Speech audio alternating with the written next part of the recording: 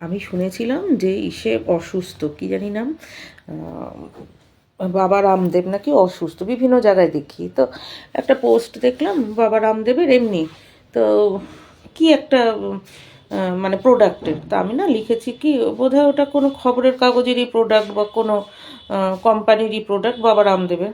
তা আমি লিখেছি কি ও কমেন্টে, উনি ভালো আছেন, আপনি ভালো আছেন তো এখন, কেমন আছে উমা, কী জানি দেখো দেখি আমার ইসে এসছে, নোটিফিকেশান এসছে, কি দেখি কি লিখছে একজন, হ্যাঁ ভালো আছি, আপনি কেমন আছেন। চিন্তা করতে পারো এখন রাগটা ওঠে মানুষের। হ্যাঁ, আমি তো ভেবেছি বোধহয় যারা রিপোর্টিং করেছে, মানে পোস্টটা পাঠিয়েছি সেখান থেকে, কারণ তারা তো বাবা রামদেব সম্বন্ধে দিয়েছে, তাহলে বাবা রামদেবের খবরটা দিতে পারবে, আমি সেই হিসাবেই দিয়েছি, বাবা রামদেব তো আর উত্তর দেবে না। ওমা অন্য একজন বলে কি, হ্যাঁ ভালো আছি, আপনি কেমন আছেন। চিন্তা করতে পারে মানে কত প্রকারের মানুষ আছে পৃথিবীতে।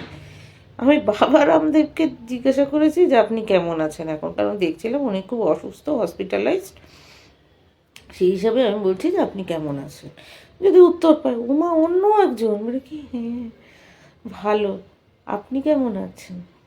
চিন্তা করতে পারে মানে কতটা আজাইরা। আবার দেখবে কিছু কিছু পোস্ট আছে, কি ছেলে কি মেয়ে সব কিছুতে একটা হাহা রিয়াক্ট থাকে, আর ওগুলি দেখবে সবই ছেলেদের হয়। হাহা রিয়াক্টগুলি আমি যখন চেক করি না, দেখি সব কিছুতে একটা ছেলেদের, কোনো ধরো নায়িকা খুব রেগে গিয়ে কিছু বলেছে, সেখানেও একটা হাহা রিয়াক্ট, কেউ কোনো মাসিমা হয়তো রান্নার কিছু দেখাচ্ছে, সেখানেও একটা হাহা রিয়াক্ট, কোনো স্বামী স্ত্রীর মধ্যে ঝগড়া লেগেছে, সিরিয়াস ঝগড়া, একটা হাহা রিয়াক্ট, হয়তো মুখ্যমন্ত্রী কিছু বলেছে, সেখানেও একটা হাহা রিয়াক্ট, হয়তো বিরোধী দলের নেতা কিছু বলেছে, সেখানেও একটা হাহা রিয়াক্ট, মানে ওরা কি হাহা রিয়াক্ট। আরে ভাই এত হাহা রিয়াক্ট দিবি তুই, আচ্ছা দে।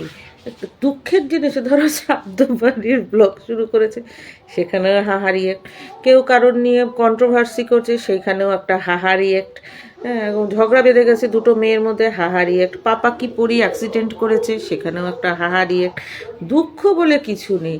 তারপর ওই যে বিভিন্ন ট্রোলিং হ্যানা ত্যানা, হয়তো কোনো ওই যে জামাতি ইসলামীতে কোনো হুজুর কিছু একটা বলেছে গ্যাস পাস নিয়ে বা বিয়ে শাদী নিয়ে, সেখানেও একটা হাহা রিয়েক্ট। আরে ভাই একটা কিছুতেই তো সিরিয়াস হ্যাঁ, তারপর উটের মূত্র গরুর মূত্র নিয়ে যখন ঝগড়া বাঁধে, সেখানেও একটা হাহা রিয়েক্ট, একটা না মানে অনেকগুলো, এবং এই হাহা রিয়েক্টগুলি চেক করে দেখবে সব কোনো না কোনো ছেলে, সবগুলি ছেলেরা করে, জানো তো। এর জন্য আমি পোস্ট করে বলে দিই যে যে হাহা রিয়েক্ট দিবি তার দাঁতে পোকা হবে।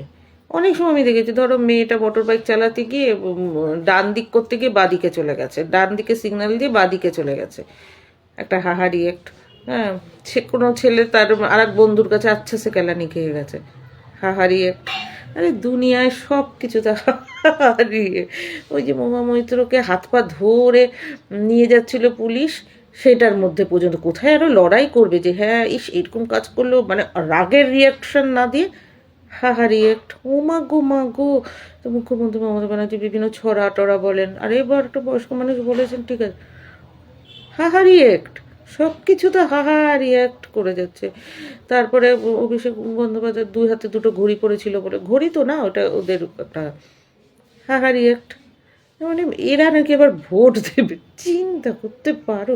তারপরে যে মিমি চক্রবর্তীর সাথে ঝগড়া, সেটা নিয়ে হাহা রিয়াক্ট, কাঞ্চনের চুমাচুমি হাহা রিয়াক্ট, কাঞ্চন আর ওই যে কি মৈত্রেয়ী নাকি ওর বউটার নাম, হ্যাঁ কি, আর যা কমেন্টের মধ্যে অনেক সময় হাহা রিয়াক্ট, জানো।